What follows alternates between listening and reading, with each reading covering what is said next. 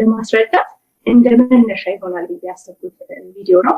የመጀመሪያው ስህተት ከዚህ በፊት አካፍዬዋለሁ በቪዲዮ በጣም ደስ ብሎኝ መንታ እርግዘሻል ነበረ የተባልኩትና የመንታ እርግዝና ለቤተሰቤም እንዲሁም ደግሞ ለተመልካቾቼም ካሳወቅኩ በኋላ በጣም ኤክሳይትድ ሆኜ ስለነበረ ያንን ቪዲዮ ልጆቼ ጋር ዶክተሯ ስትነጋገር እንዲሁም ወረቀት ሲሰጡኝ ቤቢ ኤ ቤቢ ቢ ሲል ቪዲዮን አጋርቸው በጣም ብዙ ሰዎች ያንን ቪዲዮ አይተው በቃ ምን አይነት እድለኛ ነሽ እግዚአብሔር ጸሎትሽን ሰምቷል በሚል በጣም ቪዲዮ ተዘዋወረ።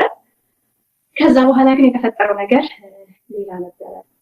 ተስፋሽ ሰይፍሽዬ ከዛ በኋላ የተፈጠረው ነገር ሌላ ነው። ሰይፍሽ ምን አሉኝ?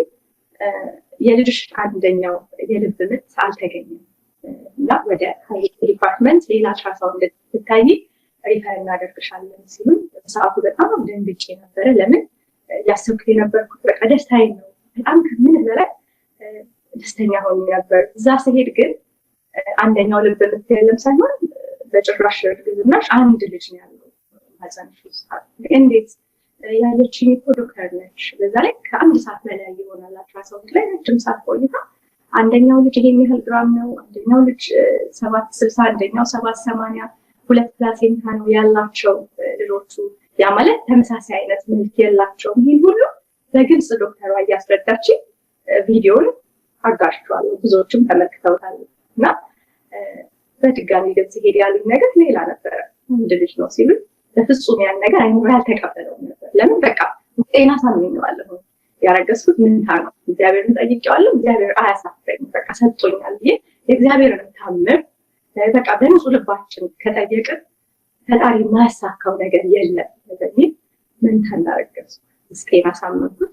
እኔ ራሴ ያልተቀበልኩት 2-3 ጊዜ አልትራሳውንድ ታይቼ አንድ ነው ሲሉ እስቲል በጣም አልተቀበልኩም። ስወልድ ነው ማምነው በፍጹም ብዬ አባቶችን አናገርኩኝ። የቤተክርስቲያን አባቶችን የእግዚአብሔርን ጠብቂ።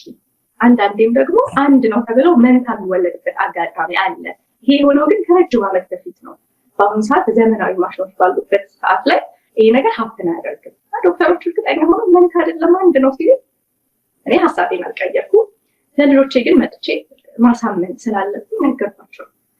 ማርዬ ዶክተሮች አንድ ነው ብለውኛል ስላቸው እነሱም ሊያምኑ አልቻሉም። እንዴት ዶክተሯ ነበር እንዲያነጋገረችን፣ ስለዚህ ይሄ እንዴት ይሆናል? እንደ እናት ይሄን ነገር ለልጆቼ ራሱ ማስረዳት በጣም ከባድ ነበር። ለምን በጣም ተደስቼ ነበር፣ እነሱም እንደዛው። በዛ ላይ ደግሞ ሶሻል ሚዲያ ላይ እንደዚህ ካልኩ በኋላ አሁን ሰው እንዴት ሊረዳ ይችላል?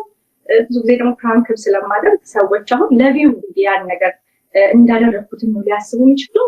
ለእኔ ብዙ ነገሮች በቃ ብዙ የቤት ስራ ሰጠኝና በቃ እንደው ባልቸኩል ባልተናገርኩ ሁላ ያልኩበትም አጋጣሚ ነበረ ያንን ቪዲዮ በመልቀቄ ማለት ነው። ለምን ሁሉም ሰው በቃ መንታዎቹ መቼ ነው የሚመጡት፣ መንታዎቹ መቼ ነው የሚመጡት እያሉ ይጠብቁ ነበረ።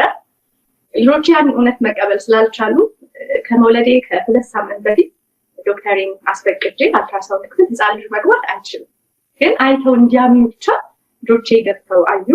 ምንድን ነው የተፈጠረው? ዶክተር ይሳሳታል እንዴ ብለው ሲጠይቋቸው ዶክተሮች ከራሳቸው አንደበት የተፈጠረውን ነገር በርሽቱ ይባላል እንደዚህ ነው። አንዳንድ ጊዜ 1-2 ሲሆኑና ልጅ ያለመኖር ማለት አንዱ ብቻ ያድጋል ብለው በሕክምናው ለልጆቼ በደንብ አስረዷቸው። ያንን ቪዲዮ ለቅቄዋለሁ፣ ግን ብዙ ሰው አልተረዱትም። ስቲል እየጠበቁ ያሉት መንታውን ነው።